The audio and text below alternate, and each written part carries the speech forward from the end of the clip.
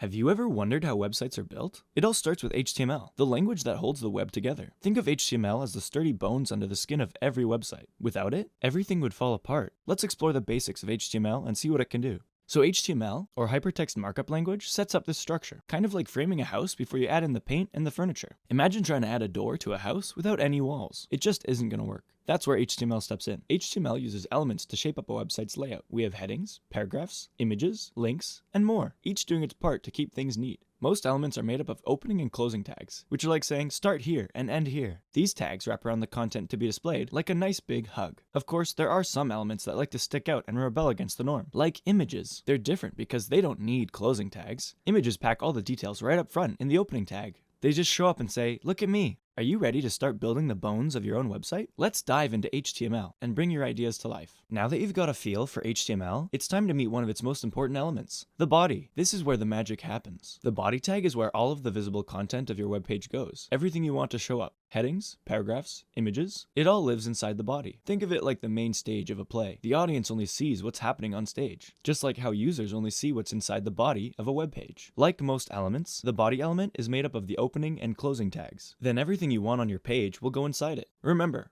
all closing tags must have a / at the front to differentiate it from an opening tag. Paragraphs help break up your text and make it easier to read. Each paragraph you write goes inside the paragraph tag. Just like in an essay, paragraphs help group ideas and sentences together. They make your content easier to read and more enjoyable to look at. Each paragraph element starts on a new line, with spacing above and below it. By default, it takes up the entire width of the page available to it, but we can change this later when we learn CSS. From a user experience side, try to keep your paragraphs short and sweet, so you don't have giant blobs of text that are impossible to read. I mean, the whole point of putting text on a website is that someone will read it, right? If you've ever read an article or a textbook, you might have noticed that sometimes you only skim the pages, mostly reading the headings and the highlighted text, as well as looking at the images. The bigger the text, the more important it is, and the more likely you'll read it. This is what makes headings in HTML so important. There are 6 different heading levels in HTML, from H1 to H6. H1 being the biggest or most important, and H6 being the smallest or least important. H1 must only be used once per page, and should only be used to say what the page is. For example, the main page title or article title. H2 should then be used as section headings, H3 as subheadings, and so on. Properly using headings are important for organizing your content, making it easier for users to process what they're reading, as well as making it easier for robots like Google to understand your site and help your ranking on search engines. Imagine trying to organize a room without any boxes or shelves. Everything would be on the floor in a state of chaos. In HTML, you can avoid that chaos by grouping content together with divs. Div is short for division because it lets you divide up your page and group content together, making it easier to organize and later on to add style with CSS.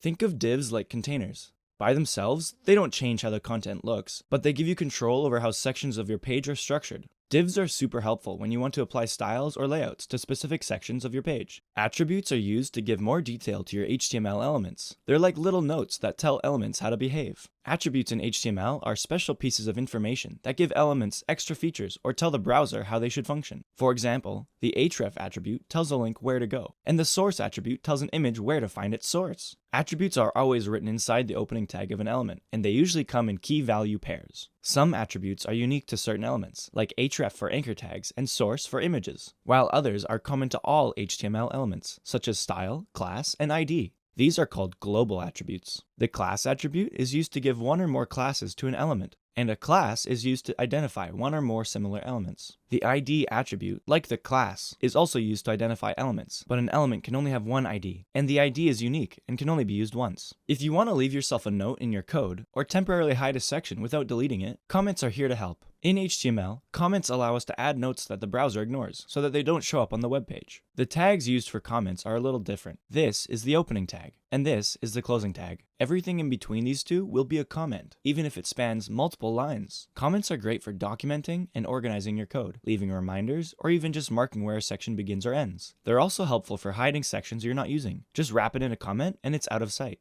There's going to be a lot of times when you need to make a list of things when you're creating a web page. From writing out the ingredients of a recipe, to writing a to-do list, to creating a navigation bar. HTML makes creating lists super easy, with 2 different kinds of lists. First, we'll be using unordered lists. This type of list is used when we want to display a collection of items without worrying about the order, like a shopping list. Each item is placed inside a list item element, and all the list items are wrapped in an unordered list element. When displayed, each list item gets a bullet point by default. You can easily style these lists later, but for now, let's stick to the basics. The second kind of list is the ordered list. As you might guess, the items in this list should be in order. This should be used for things like directions, steps in a recipe, or ranking your favorite movies. The way we create an ordered list is very similar to the unordered list, except instead of using the UL tag, we use the ordered list's OL tag. Again, each list item goes inside the ordered list element. When displayed, each list item is automatically numbered instead of using bullet points. Make sure to put each list item in the correct order, or your cake might turn out a bit weird. It's time to liven up your website. It's time to add some images. Images in HTML are added using the image tag. The image element doesn't have a closing tag because everything the browser needs to know is inside the opening tag. The most important part of the image tag is the source attribute, which tells the browser where to find the image. This can either be a link to the image on the internet or a relative path to somewhere on your computer or the server that your website is running on. By default, the image will be displayed as its original size. This could be bigger than the size of your screen, so you should set its size using the width and height attributes. The number you set these attributes to are in pixels, but you can also make them percentages instead. This percentage is relative to the size of the screen, or the size of the parent element that your image is nested in, like a div. You might notice that changing both the height and the width might stretch your image. We'll learn how to crop images later using CSS. What happens if the image that you're using on your website is moved or deleted? The browser won't be able to display it. Or what if the user can't see and is using a screen reader to use your website? This is why it's important to use what is called alternative text. Alternative text describes the image. This is displayed when there's an error loading the image or if the user is using a screen reader, so everyone can know what it's about, no matter what happens.